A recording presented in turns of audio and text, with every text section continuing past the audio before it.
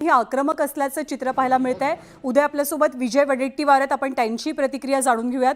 विजय वडेट्टीवार जी, सकाळी आंदोलनं जी 2 झाली नागपूरमध्ये, त्याचा कुठेतरी परिणाम म्हणजे ही घटना असल्याचं बोललं जात आहे।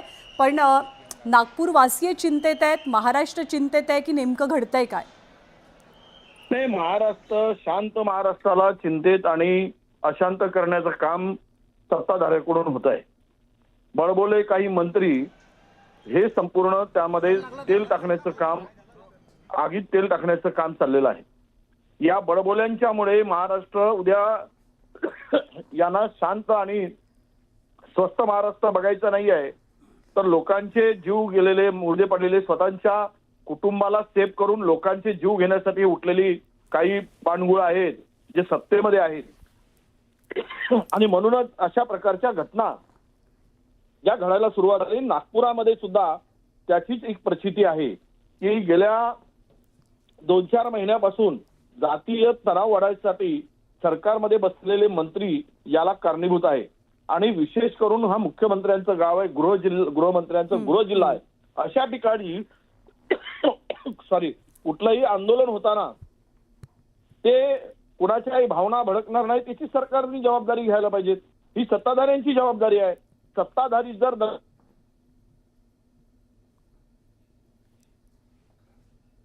आता तुम्ही म्हणताय त्याप्रमाणे सत्ताधाऱ्यांनी सुद्धा काळजी बाळगायला हवी, किंवा कोणत्याही नेत्यानं जेव्हा ते संवेदनशील विषयावरती वक्तव्य करत असतात। सध्या राज्याचे मुख्यमंत्री आणि गृहमंत्री देवेंद्र फडणवीसांनी जनतेला, नागपूरवासियांना शांततेचं आवाहन केलेलं आहे।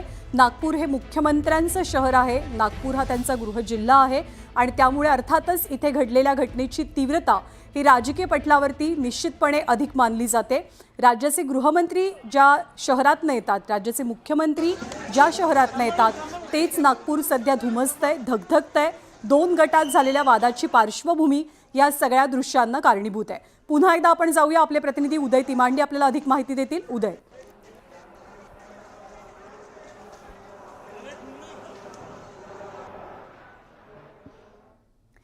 पुन्हा एकदा संपर्क साधण्याचा आपण उदयसोबत प्रयत्न करू। वाहनांची झालेली जाळपोळ हा सगळा कुठला परिसर आहे? तर नागपूरचा महाल परिसर आहे। नागपूरचा महाल परिसर हा एक अत्यंत मध्यवर्ती परिसर मानला जातो आणि अनेक महत्त्वाची आस्थापनं, अनेक महत्त्वाच्या इमारती सुद्धा याच परिसरात आहेत, ज्याची माहिती अर्थातच उदय आपल्याला देतील। उदय, आणखी एक गोष्ट, संध्याकाळी साधारणतः किती वाजता या सगळ्या वादाला सुरुवात झाली? ज्ञानदा, खरं तर अतिशय महत्त्वाचा आणि गजबजलेला हा परिसर आहे। नागपूर शहरातली मुख्य बाजारपेठ म्हणून जे आहे तर या महाल परिसराला ओळखलं जातं आणि शहरातलं अत्यंत मध्यवर्ती हे ठिकाण आहे। त्यामुळं इथं जी आहे ती वर्षभर नागरिकांची ये जा असतं। ज्या भागामध्ये म्हणजे हा भालदारपुरा म्हणून भाग या भागाला म्हटलं जातं, या भालदारपुरामध्ये जे आहे ते अनेक व्यावसायिकांची छोटी मोठी दुकानं आहेत आणि आता त्या परिसरामध्ये ही सगळी जाळपोळ केली जात आहे। खरं तर इथं राहणारे अनेक कुटुंब जे आहेत ते हातावर पोट असलेले आहेत, रोजीरोटी कमावून जे आहे ते आपलं घर चालवलं, असा हा सगळा परिसर आहे। मात्र आता या परिसरामध्ये ज्या पद्धतीनं हा सगळा तणाव निर्माण झालेला आहे, हा तणाव जो आहे तो नागपूरकरांना कधीही परवडणारा नाही आहे। कारण या तणावामध्ये जे काही नुकसान होणार आहे ते नागपुरातल्या गरीब मध्यमवर्गीय दुकानदारांचं होणार आहे। त्यामुळे राजकीय पक्षांनी आता शांततेचं आव्हान केलं असलं तरी मात्र दुसऱ्या बाजूने जे आहे ते नागपूरमध्ये ही शांतता वास्तविकतेमध्ये दिसत नाही आहे। कारण आपण पाहिलं की थोड्या वेळाआधी या भागामध्ये जे आहे ते पोलिसांनी अश्रुकांड्या सोडल्या होत्या। या अश्रुकांड्या सोडल्या असताना देखील ही जी आग आपल्याला इथं पाहायला मिळते जेसीबीची, त्या आगीच्या मागे जे आहे ते मोठ्या प्रमाणात साधारणतः 200 ते 300च्या संख्येनं जे आहे ते तरुण एकत्रित झालेले आहेत। आणि आपण जर या कॅमेऱ्यातल्या दृश्यातून दिसत असेल तर ते तरुण जे आहे ते समोर येऊन आता दगडफेक पोलिसांवर करताय। पोलीस काही वेळासाठी ज्या त्या बॅकफूटवर आलेल्या, मात्र आता पुन्हा एकदा पोलिसांनी जे आहे ते अश्रुधुराच्या कांड्या इथं फोडल्या जात आहे। हा सगळा आगीचा भाग आहे आणि त्याच्या मागे जी आहे ती लाईट बंद केलेली आहे, त्यामुळे दृश्यमानता कमी आहे। तरी जवळपास 200 ते 300 युवक जे आहेत ते तिथं एकत्रित झालेले आहेत आणि पोलिसांवर दगडफेक करण्याचा प्रयत्न जो आहे तो इथं पुन्हा एकदा सुरू झालेला आहे। पोलिसांचा मोठा बंदोबस्त तैनात आहे। पोलिसांवर जी आहे ती मोठ्या प्रमाणात दगडफेक झाली, त्यानंतर देखील पोलीस जे आहे ते समोर आलेले आहे। मात्र आता इथून पुढं आणखी होणार नाही या दृष्टीने खबरदारी घेतली जात आहे। आपण पाहतोय की पोलिसांचं, फायर ब्रिगेडचं एक बटालियन जे आहे ते आता बॅरिकेड्सच्या माध्यमातून जे आहे ते पुन्हा एकदा समोर जाण्यासाठी निघालेलं आहे. पोलिसांचे वरिष्ठ अधिकारी असेल, उपायुक्त दर्जाचे अधिकारी असेल, सीपी दर्जाचे अधिकारी असेल, ते सगळे इथं एकत्रित झालेले आहे. मात्र इथं हा जेसीबी मदत पेटविल्यामुळे जे आहे ते पोलिसांना सामोर जायला जे आहे ते अडचणींचा सामना करावा लागत आहे. त्यामुळे अश्रुकांड्यांचा वापर करून जे आहे ती गर्दी पांगविली जात आहे आणि त्यानंतर पोलीस हळूहळू थोडं समोर येत आहे. मी तुम्हाला जसं मगाशी सांगितलं होतं की इथं या उड्डाणपुलाचं काम चालू आहे, त्यामुळे उड्डाणपुलाच्या कामासाठी जे आहे ते इथं कंत्राटदारांची काही वाहनं होती, त्यातली एक जी गाडी दिसते आपल्याला, ती गाडीची काच पूर्णतः फोडण्यात आलेली आहे आणि इथं उभ्या असलेल्या जेसीबीला जी आहे ती आग लावण्यात आली होती. सुरुवातीला त्या जेसीबीचे टायर जळत होते, मात्र आता तो जेसीबी पूर्णपणे त्यांना जो आहे तो पेट घेतलेला आहे. आता ही आग या परिसरामध्ये पसरू नये याचं देखील आव्हान फायर ब्रिगेड समोर असणार आहे, कारण अतिशय दाटीवाटीची ही सगळी वस्ती आहे. त्यामुळे ही आग जर पसरली तर एक मोठी दुर्घटना जी आहे ती या भागामध्ये होऊ शकतं. त्यामुळे एका बाजूनं आंदोलकांना रोखण्याचं आव्हान, दुसऱ्या बाजूनं ही आग पसरणार नाही याचं आव्हान, शांततेतून या सगळ्या परिस्थितीतून मार्ग काढण्याचं आव्हान जे आहे ते पोलिसांसमोर आहे. पोलीस देखील मोठ्या शिताफीनं जे आहे ते या सगळ्या परिस्थितीवर नियंत्रण मिळवण्याचा प्रयत्न करत आहे. अग्निशमन दलाचे जवान देखील त्यांच्या सोबतीला ही आग विझवण्याचा गेली अर्धा तास प्रयत्न होत आहे, मात्र ती आग धगधगती आहे, त्याच्यामध्ये डिझेल देखील असण्याची शक्यता आहे. त्यामुळं ही आग आता नियंत्रणात येणार नाही. मात्र दुसऱ्या बाजूनं सतत होणारी दगडफेक हा खरं तर चिंतेचा विषय आहे असंच म्हणावं लागेल, कारण नागपूरमध्ये जे आहे ते याआधी अशा घटना कधी घडलेल्या नाही आहेत, नागपूर असं हिंसक कधी झालेलं नाही आहे आणि त्यामुळे आता हा जाती उदय, काहीसा संपर्क तुटलेला आहे आणि तुम्ही सांगताय त्याप्रमाणे एकीकडे एका वाहनाला मोठी आग लावण्यात आली आहे, पण या वाहनाच्या दुसऱ्या बाजूला मोठा जमाव जमलाय, जो जमाव सातत्यानं पोलिसांवरती हल्ले करतोय, दगडफेक करतोय आणि त्यामुळे पोलिसांना सुद्धा पुढे जाण्यामध्ये निश्चितपणे काहीशा अडचणी येत आहेत. या संपूर्ण परिसरात कायदा सुव्यवस्था अबाधित राहावी यासाठी पोलिसांचे शर्थीचे प्रयत्न सुरू आहेत. नागपूरच्या महाल परिसरात असलेला हा संपूर्ण पट्टा एक संवेदनशील परिसर म्हणून ओळखला जातो. गेल्या अनेक वर्षांपासून इथे विविध धर्मीय लोक सलोख्यानं नांदतायत, परंतु आज जी घटना घडली ती अर्थातच अप्रिय घटना मानली जाते. छत्रपती शिवाजी महाराज यांची जयंती आज आहे. त्या जयंतीनिमित्त इथे असलेल्या छत्रपती शिवाजी महाराजांच्या पुतळ्याला अभिवादन करण्यासाठी मोठ्या संख्येनं लोक सातत्याने येत असतात. आज सकाळी विश्व हिंदू परिषद बजरंग दलाकडनं आंदोलन छेडण्यात आलं होतं आणि याच आंदोलनाची कुठेतरी पार्श्वभूमी या वादासाठी कारणीभूत ठरली असं मानलं जात आहे. राज्याचे मुख्यमंत्री देवेंद्र फडणवीसांनी नागपूरवासियांना शांततेचं आवाहन केलेलं आहे. पोलीस मोठ्या संख्येनं जखमी झालेत, कारण आपण पाहतोय मगासपासनं की पोलिसांकडे फारशी साधनं उपलब्ध नाही आहेत. खूप अचानक ही घटना घडली, त्यामुळे आहे त्या साहित्यासकट पोलीस ही परिस्थिती आटोक्यात आणण्यासाठी किंवा नियंत्रणात आणण्यासाठी इथे पोहोचले. बऱ्याच जणांनी टू व्हीलरची हेल्मेट घालून स्वसंरक्षण करणं किंवा या हल्ल्यातनं वाचणं पसंत केलं. जे पोलीस जखमी झाले आहेत त्यांच्यावरती तातडीचे उपचार केले जात आहेत.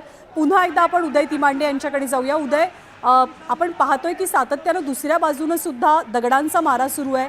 पोलिसांकडे अपुरी साधन सामुग्री आहे, तरीसुद्धा खूप मोठ्या शर्थीनं पोलीस लढा देत आहेत नागपूरला शांत ठेवण्यासाठी. नक्कीच नागपूर पोलिसांचं यासाठी कौतुकच करावं लागेल, कारण ही अनपेक्षित घटना होती. सकाळी या सगळ्या बाबतीतला तणाव होईल असं चित्र निर्माण झालं होतं, मात्र सकाळी पोलिसांनी या सगळ्या स्थितीवर जे आहे ते नियंत्रण मिळवलं होतं. मात्र असं असताना देखील संध्याकाळच्या वेळी जे आहे ते पुन्हा एक जायची ही स्थिती निर्माण झाली. आपल्यासोबत अर्चित तांडक पोलीस उपायुक्त आहेत. तर काय स्थिती आहे, सध्या परिस्थिती नियंत्रणात आहे का? समोर अजूनही दगडफेक होत आहे. तर तुम्हाला काय वाटतं, या सगळ्या परिस्थितीवर नियंत्रण मिळवलं जाईल थोड्या वेळात? नक्कीच आपण पाहतो की पोलीस अधिकाऱ्यांचं कौतुक करायला पाहिजे, कर्मचाऱ्यांचं कौतुक करायला पाहिजे. इतकंच नाही तर फायर ब्रिगेड जे कर्मचारी आहेत त्यांनी देखील थोड्या वेळा आधी इथं धगधगती जी जेसीबीची आग आहे ती आता पूर्णपणे विझवण्यात जे आहे ते यश मिळवलेलं आहे. ही जेसीबीची आग आता इथं नियंत्रणात आल्यामुळं इथून पुढे जो दुसरा गट सामोरून दगडफेक करत आहे त्या गटापर्यंत पोलिसांना पोहोचणं जे आहे ते शक्य होणार आहे. त्यामुळे आता पोलीस जे आहे ते या सगळ्या भागामध्ये सर्च ऑपरेशन, कोम्बिंग ऑपरेशन राबविणार आहेत. उद्या त्याचबरोबर नागपूरचा महालचा परिसर म्हणजे हार्ट ऑफ द सिटी मानला जातो. प्रमुख बाजारपेठ इथे आहे. कायमच लोकांची गर्दी वर्दळ महाल परिसरामध्ये पाहायला मिळते. नागपूरच्या दृष्टीनं महाल परिसराचं महत्त्व कसं आहे, जिथे आता अशांतता प्रस्थापित झाल्याचं चित्र आहे? नाही, अगदी खरं आहे. नागपूर शहराचा जुना भाग म्हणून याला ओळखलं जातं. जे नागपूरचे रहिदी राजे होते त्यांचा राजमहल जो या भागात होता आणि त्याच भागावरून जे आहे ते या भागाचं नाव महाल असं पडलेलं आहे. त्यामुळे या भागाचं किती महत्व आहे हे आपल्या लक्षात येईल. मी जसं मगाशी तुम्हाला सांगितलं होतं की वर्षभर जे आहे ते तिथल्या बाजारामध्ये गर्दी असते. मग ते अन्नधान्याची ओळ असू द्या, कपडा ओळ असू द्या, सोना चांदीचं मार्केट असू द्या. नागपूरकरांना जर कुठलीही सणासुदीची खरेदी करायची असेल तर पहिलं त्यांना महाल हाच परिसर आठवतो. आणि या परिसरामध्ये जे आहे ते अनेक छोटे मोठे विक्रेते व्यापारी यांची जी आहेत ती प्रतिष्ठानं आहेत. आणि या भागातून जी आहे ती एक मोठी आर्थिक उलाढाल नागपूरची होत असतं. त्यासोबतच नागपूर शहराची सांस्कृतिक राजधानी म्हणून देखील या नागपूरला ओळखलं जातं. कारण पोद्दारेश्वर राम मंदिराची शोभायात्रा असेल किंवा इथं असणारी ईदची यात्रा असेल, या सगळ्या घडामोडी ज्या आहेत ते या महाल परिसरात होतं. इथं दोन वेगवेगळे गट जरी राहत असले तरी सलोख्याचं वातावरण या परिसरामध्ये होतं. कधी स्वप्नात देखील कोणी विचार केला नसेल की महालमध्ये अशा पद्धतीचा तणाव निर्माण होईल. मात्र दुर्दैवानं आज तो तणाव इथं निर्माण झालेला आहे. आणि या तणावामध्ये आता ज्या पद्धतीने जेसीबी पेटविण्यात आलेला आहे किंवा इथल्या ज्या दुकानांची तोडफोड केलेली आहे, हे जे दुकान आहे हे जे दुकान आहेत ज्ञानदा ही दोन्ही गटातील लोकांची आहे. त्यामध्ये दोन्ही गटातले व्यापारी जे आहेत ते छोट्या मोठ्या संख्येनं आहेत. त्यामुळे आता त्यांच्या या गोष्टींचं नुकसान झालेलं आहे. दुसरं मी सांगितलं मगाशी की इथून 1 किलोमीटर पुढे जे आहे ते नागपूरचं शासकीय वैद्यकीय मेयो रुग्णालय, डागा रुग्णालय ते रुग्णालय आहे. त्यामुळे या भागामध्ये जे आहे ते इथून थोडा काहीच अंतर समोर गेला तर फार्मसीचं मोठं मार्केट आहे. आणि इथं रुग्णांची फक्त नागपूर शहर नाही तर ग्रामीण भाग असेल किंवा आजूबाजूचा जो ग्रामीण भाग असेल तिथून देखील रुग्ण जे आहेत ते इथं उपचारासाठी येत असतात. त्यामुळे त्यांची वर्दळ असतं. हा तणाव जर असाच धगधगत राहिला आणि पुढचा काळ काही राहिला तर नक्कीच याचा सगळा प्रभाव जो आहे तो रुग्णसेवेवर, रुग्णांच्या नातेवाईकांना भोगावा लागू शकतो. त्याच पद्धतीनं ही सगळी घटना घडलेली आहे. या इसका पालन कीजिए और पत्थरबाजी ना करें. काफ़ी पत्थरबाजी वहाँ से हो रही है, तो हमने उनको आगे शो ऑफ फोर्स किया था, उन पे टीयर गैस का भी वापर किया था. अभी सिचुएशन कंट्रोल में. कई छोटी छोटी कोई गाड़ी को एक आग लगाई है तो उसको हमने फायर ब्रिगेड बुला के उसको भी हमने प्रोटेक्टिव सपोर्ट फोर्स देके उसको भी बुझाया है. पुलिस कर्मी भी इंजर्ड हुए हैं. हाँ, थोड़े बहुत इंजोर हुए हैं, कुछ आगे पीछे. मेरा भी थोड़ा सा पैर इंजोर हुआ है पत्थरबाजी में, तो वो चल रहा है. बट हम लोग का भी सबसे विनंती है, अपील है कि प्लीज़ शांति बनाए रखिए. और हम लोग सबसे अपील करते हैं शांति बनाए रखिए. और अभी उचित जो कानूनी कार्रवाई है वो शुरू है. अफवाहें भी कुछ चल रही सोशल मीडिया पर. हाँ, वो अफवाह पे विश्वास ना रखिए. आप अपने शांति बनाए रखिए, लॉ एंड ऑर्डर को डिस्टर्ब मत कीजिए और पुलिस का सपोर्ट कीजिए. हम लोग आप जो भी लीगल कार्रवाई वो कर रहे हैं. Thank you. पोलिसांनी सर्वांना शांततेचं आवाहन केलेलं आहे. कोणत्याही अफवांवरती विश्वास ठेवू नका असं सुद्धा पोलीस सांगतायत. नागपूरच्या महाल परिसरामध्ये तणावाचं वातावरण आहे. खबरदारी म्हणून या संपूर्ण परिसराचा विद्युत पुरवठा खंडित करण्यात आला आहे. उदय यांनी माहिती दिल्याप्रमाणे इंटरनेट सेवासुद्धा तात्पुरत्या काळासाठी स्थगित करण्यात आलेली आहे. राज्याचे मुख्यमंत्री देवेंद्र फडणवीसांनी या घटनेच्या पार्श्वभूमीवर नागपूरवासियांना आणि सोबतच राज्यातल्या नागरिकांना शांततेचं आवाहन केलेलं आहे. आपण सातत्यानं पोलीस प्रशासनाशी संपर्कात असून त्यांनी नागरिकांना सहकार्य करावं. आणि नागपूर शांतताप्रिय आणि एकमेकांच्या सुखदुःखात सहभागी होणारं शहर आहे. नागपूरची कायमची परंपरा राहिली आहे. कोणत्याही अफवांवरती विश्वास ठेवू नका आणि प्रशासनाला सहकार्य करा असं आवाहन राज्याचे गृहमंत्री आणि मुख्यमंत्री देवेंद्र फडणवीसांनी केलं आहे. पुन्हा एकदा आपण उदय